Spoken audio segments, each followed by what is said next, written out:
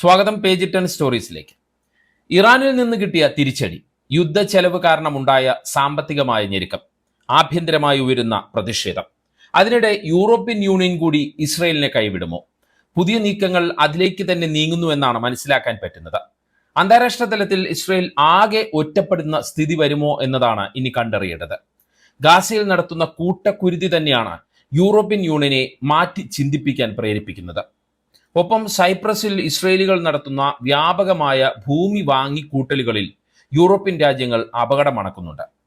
മാത്രമല്ല, ഇസ്രയേലിന്റെ ക്രൂരത കാരണം പശ്ചിമേഷ്യയിൽ റഷ്യൻ സ്വാധീനം കൂടുമോ എന്ന ഭയവും യൂറോപ്യൻ യൂണിയൻ രാജ്യങ്ങളെ ഭരിക്കുന്നുവെന്നും പറയാം. തങ്ങൾക്ക് അമേരിക്കയുണ്ടെന്ന നിലപാടുമായി ഇസ്രയേൽ മുന്നോട്ടു പോകുമോ?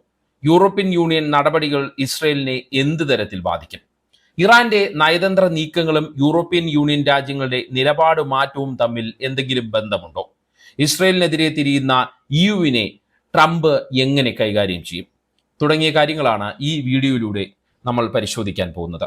ഏത് തരത്തിലുള്ള നടപടികളാണ് ഇസ്രയേലിനെതിരെ യൂറോപ്യൻ യൂണിയന്റെ പരിഗണനയിലുള്ളതെന്ന് ആദ്യം നോക്കാം.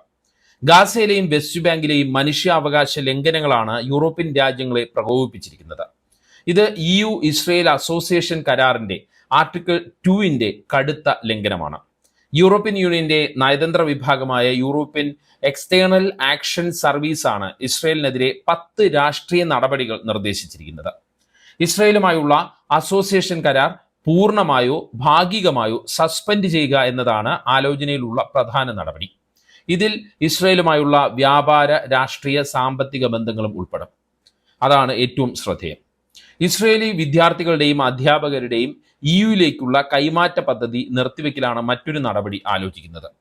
കൂടാതെ യുവിന്റെ ശാസ്ത്രീയ ഗവേഷണ പദ്ധതിയിൽ നിന്ന് ഇസ്രയേലിനെ ഒഴിവാക്കുക. ഈ നീക്കം വഴി ഇസ്രയേലിന്റെ ഗവേഷണ സ്ഥാപനങ്ങൾക്ക് 1750 കോടിയോളം രൂപയുടെ വാർഷിക ഫണ്ട് തന്നെ നഷ്ടപ്പെടും. ആയുധ ഗവേഷണങ്ങളെ ഇത് ബാധിക്കും. മറ്റൊന്ന്, ഇസ്രയേലി മന്ത്രിമാർക്കോ ഉദ്യോഗസ്ഥർക്കോ യാത്രാ നിരോധനം അല്ലെങ്കിൽ ആസ്തി മരവിപ്പിക്കൽ തുടങ്ങിയ ഉപരോധങ്ങൾ. മറ്റൊരു നിർദ്ദേശം, ഇസ്രയേലിന് യുയിൽ നിന്നുള്ള ആയുധ വിതരണം നിർത്തിവെക്കൽ, പ്രത്യേകിച്ച് ജർമ്മനിയിൽ നിന്നുള്ള ആയുധങ്ങൾ. ജർമ്മനിയാണ് ഇസ്രയേലിന് ഏറ്റവും അധികം ആയുധങ്ങൾ നൽകുന്നത്. അത് നിർത്തിവെക്കുക എന്നുള്ള ഒരു നിർദ്ദേശവും യു പരിഗണിക്കുന്നുണ്ട്. ഇസ്രയേലി പൗരന്മാർ രാജ്യങ്ങളിലേക്ക് വിസ ഇല്ലാതെ നടത്തുന്ന യാത്രകൾ നിർത്തിവെക്കൽ. പലസ്തീൻ പ്രദേശങ്ങളിലെ, അതായത് വെസ്റ്റ് ബാങ്കിലെ ഇസ്രയേൽ സെറ്റിൽമെന്റുകളിൽ നിന്നുള്ള ഉൽപ്പന്നങ്ങൾ യൂറോപ്യൻ യൂണിയനിലേക്ക് കയറ്റുമതി ചെയ്യുന്നത് നിരോധിക്കൽ. മാത്രമല്ല, യുവിന്റെ അനുമതി ഇല്ലാതെ തന്നെ അംഗരാജ്യങ്ങൾക്ക് സെറ്റിൽമെന്റ് ഉൽപ്പന്നങ്ങൾ നിരോധിക്കാനുള്ള അനുമതി. ഇസ്രയേലുമായുള്ള സാങ്കേതിക, സാംസ്കാരിക ഉൾപ്പെടെയുള്ള സഹകരണ പദ്ധതികൾ താൽക്കാലികമായി നിർത്തിവെക്കൽ. ഇത്തരം നിർദ്ദേശങ്ങളാണ് യൂറോപ്യൻ യൂണിയന്റെ നയതന്ത്ര വിഭാഗം മുന്നോട്ട് വച്ചിരിക്കുന്നത്. ഈ നിർദ്ദേശങ്ങൾ നടപ്പായാൽ ഇസ്രയേലിന്റെ സാമ്പത്തിക, രാഷ്ട്രീയ, നയതന്ത്ര മേഖലകളിൽ ഗുരുതരമായ പ്രത്യാഘാതം ഉണ്ടാകും എന്നുള്ള കാര്യം ഉറപ്പാണ്. യൂറോപ്യൻ യൂണിയന്റെ ഉപരോധം വന്നാൽ സാമ്പത്തിക പ്രത്യാഘാതത്തിനപ്പുറം ഇസ്രയേൽ ഭയപ്പെടുന്നത് രാഷ്ട്രീയമായ പ്രത്യാഘാതത്തെയാണ്. സാമ്പത്തിക പ്രത്യാഘാതം അമേരിക്കയുടെ പിന്തുണയോടെ മറികടക്കാൻ ഒരുപക്ഷെ ഇസ്രയേലിന് കഴിയും. പക്ഷേ രാഷ്ട്രീയ പ്രത്യാഘാതം, അതായത് നെതന്യാഹു സർക്കാർ നിയമവിരുദ്ധരാണ് എന്ന് യൂറോപ്യൻ യൂണിയൻ തന്നെ പറഞ്ഞാൽ ഇസ്രയേലിന്റെ അന്തർദേശീയ പ്രതിച്ഛായ അത് വലിയ രീതിയിൽ ദോഷകരമായി ബാധിക്കും. ഇത് അറബ് രാജ്യങ്ങളെ വരെ സ്വാധീനിക്കാൻ സാധ്യതയുണ്ട്, പ്രത്യേകിച്ച് പശ്ചിമേഷ്യയിൽ ഇറാൻ ശക്തി പ്രാപിച്ച പുതിയ സാഹചര്യത്തിൽ. അമേരിക്ക ഇസ്രയേലിന്റെ എക്കാലത്തെയും പങ്കാളിയാണെങ്കിലും ബിസിനസ് താല്പര്യങ്ങൾക്ക് പ്രാധാന്യം കൊടുക്കുന്ന ട്രംപ് എന്ത് തീരുമാനം എപ്പോൾ എടുക്കുമെന്നുള്ള കാര്യം ആർക്കും അറിയാത്ത സ്ഥിതിയുമാണ്. അതുകൊണ്ട് തന്നെ അറബ് രാജ്യങ്ങൾ കൂടി സമ്മർദ്ദവുമായി വന്നാൽ ട്രംപിന്റെ നീക്കം പ്രവചനാതീതമായി മാറാനുള്ള സാധ്യതയുണ്ട്. ഇതും നെതന്യാഹുവിനെ ഇരുത്തി ചിന്തിപ്പിക്കുന്നു എന്ന് വേണം കരുതാൻ. എന്നാൽ ഇസ്രയേലിനെതിരായ നടപടിയിൽ യൂറോപ്യൻ യൂണിയൻ രാജ്യങ്ങളുടെ ഭിന്നതയാണ് നെതന്യാഹുവിന് അല്പം ആശ്വാസം നൽകുന്നത്. Germany, Hungary, check republic, Italy തുടങ്ങിയ രാജ്യങ്ങൾ ഇസ്രയേലിനെതിരെ കർശന നടപടി വേണ്ട എന്ന നിലപാടുകാരാണ്.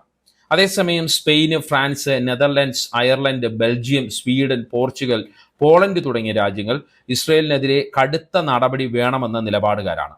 പ്രത്യേകിച്ച് സ്പെയിനും നെതർലൻഡ്സും. പരമ്പരാഗതമായി ഇസ്രയേലിനെ പിന്തുണയ്ക്കുന്ന ചില രാജ്യങ്ങളുടെ മനസ്സ് മാറിയിട്ടുണ്ടെന്നുള്ള സൂചനകളും പുറത്തു വരികയാണ്. ഓസ്ട്രിയ ഇതിന് ഉദാഹരണമാണ്. ഇസ്രയേലിനെതിരെ നടപടി വേണമെന്ന നിർദ്ദേശം വന്നപ്പോൾ ഓസ്ട്രിയ എതിർപ്പ് പ്രകടിപ്പിച്ചില്ല. നേരത്തെ പറഞ്ഞതുപോലെ പരമ്പരാഗതമായി ഇസ്രയേലിന്റെ എല്ലാ നടപടികളെയും യോജിച്ച് മുന്നോട്ട് വരുന്ന ഒരു രാജ്യമായിരുന്നു ഓസ്ട്രിയ. അതുകൊണ്ട് തന്നെ പൂർണ്ണമായ നടപടി വന്നില്ലെങ്കിലും ഭാഗികമായ നടപടി ഇസ്രയേലിനെതിരെ യൂറോപ്യൻ രാജ്യങ്ങളിൽ നിന്ന് ഉണ്ടാകുമെന്നുള്ള കാര്യം ഉറപ്പാവുകയാണ്. ഭാഗിക നടപടി പോലും ഇസ്രയേലിനെ സാമ്പത്തികമായും രാഷ്ട്രീയമായും ബാധിക്കാനുള്ള സാധ്യത ഏറെയാണ്. യൂറോപ്യൻ യൂണിയൻ രാജ്യങ്ങൾ ഇസ്രയേലിനെതിരെ നടപടിക്ക് നീങ്ങുന്നതിൽ ഗാസ വിഷയം മാത്രമല്ല ഉള്ളത് എന്ന വിലയിരുത്തലുകളും വരുന്നുണ്ട്. ഇസ്രയേലിനെ ഇനിയും കെട്ടഴിച്ചു വിടാൻ പറ്റില്ല എന്ന നിലപാടാണ് പല യൂറോപ്യൻ രാജ്യങ്ങൾക്കുമുള്ളത്. അങ്ങനെ വിട്ടാൽ അമേരിക്കൻ പിന്തുണയോടെ ഇസ്രയേൽ യൂറോപ്യൻ രാജ്യങ്ങളിലേക്കും കയ്യേറ്റം നടത്തുമെന്നുള്ള ആശങ്ക യൂറോപ്യൻ രാജ്യങ്ങൾക്കൊപ്പം ബ്രിട്ടനും പങ്കുവയ്ക്കുന്നുണ്ട്. അതിന് കാരണം സൈപ്രസിൽ ഇസ്രയേലികൾ നടത്തുന്ന തന്ത്രപരമായ അധിനിവേശ സ്വഭാവമുള്ള വൻതോതിലുള്ള ഭൂമി വാങ്ങിക്കൂട്ടലുകളാണ്. അംഗരാജ്യമെന്ന നിലയിൽ സൈപ്രസിൽ നിന്നുയരുന്ന ആശങ്കകളെ യുവിന്, അതായത് യൂറോപ്യൻ യൂണിയന് അവഗണിക്കാൻ കഴിയില്ല. എന്താണ് ഇസ്രയേലികൾ സൈപ്രസിൽ കാട്ടിക്കൂട്ടുന്നത് എന്നത് നമ്മൾ അറിഞ്ഞിരിക്കണം. പണ്ട് പലസ്തീൻ പ്രദേശത്ത് വന്ന് നടത്തിയ അതേ നടപടികളാണ് സൈപ്രസിലും ഇസ്രയേലികൾ നടത്തുന്നത്. തന്ത്രപ്രധാന സ്ഥലങ്ങളിൽ വ്യാപകമായി ഭൂമി വാങ്ങിക്കൂട്ടുന്നു. അവിടെ സ്കൂളുകളും സിനഗോഗുകളും മറ്റും പണിയുന്നു.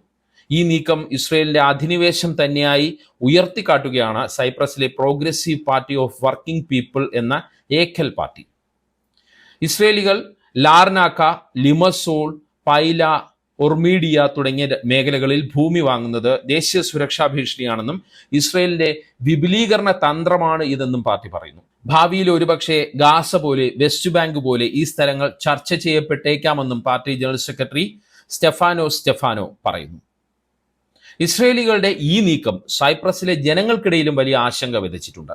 ആദ്യം പ്രാദേശികവാദം എന്ന് പറഞ്ഞ് വിമർശിച്ചവർ തന്നെ പിന്നീട് എക്കൽ പാർട്ടിയുമായി അവരുടെ ആശങ്കയുമായി മുന്നോട്ട് വരുന്ന, അല്ലെങ്കിൽ അവരെ അംഗീകരിക്കുന്ന രീതിയാണ് ഇപ്പോൾ സൈപ്രസിൽ കാണാനാകുന്നത്.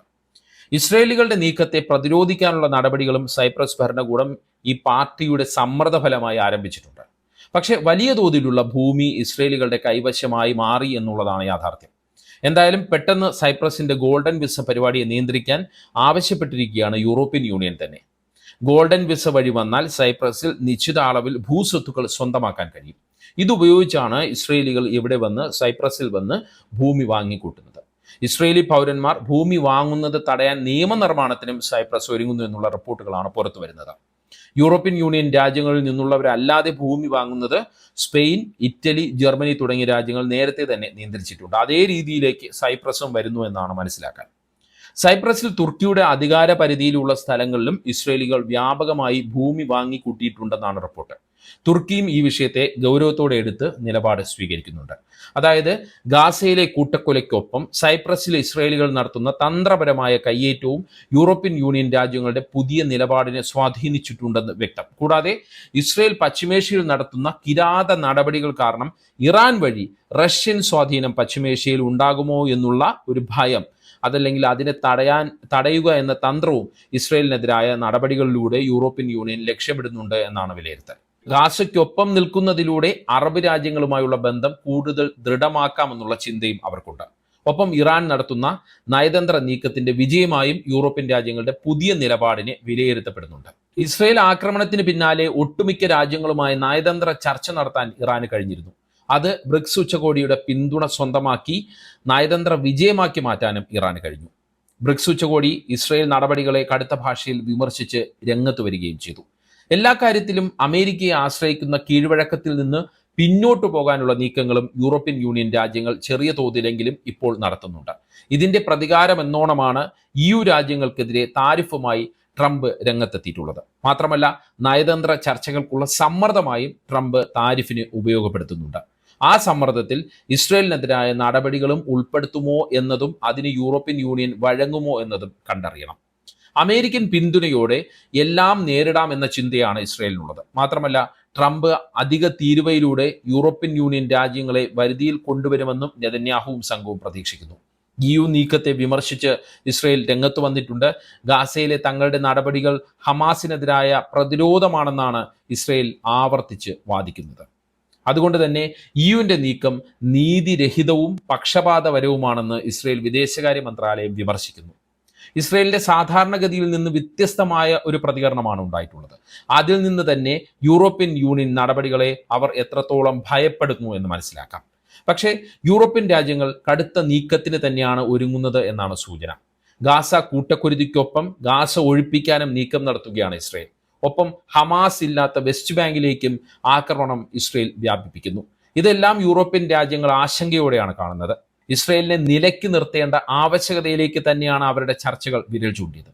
എന്തായാലും അമേരിക്കൻ പിന്തുണ കൊണ്ടും കരകയറാൻ കഴിയാത്ത വലിയൊരു പണിയുടെ നടുവിലാണ് ഇസ്രയേൽ എന്ന് പറയാം എന്ന് തോന്നുന്നു. അങ്ങനെയെങ്കിലും ഗാസയിലെ കൂട്ടക്കുരുതികൾ അവർ അവസാനിപ്പിക്കട്ടെ എന്ന് നമുക്ക് പ്രത്യാശിക്കാം. ഈ വീഡിയോയെക്കുറിച്ചുള്ള നിങ്ങളുടെ അഭിപ്രായങ്ങൾ കമന്റ് ചെയ്യുക. വീഡിയോ അപ്ഡേറ്റുകൾക്കായി കമന്റ് ബോക്സിലുള്ള വാട്സപ്പ് ലിങ്കുകൾ ക്ലിക്ക് ചെയ്യുക. നന്ദി, നമസ്കാരം.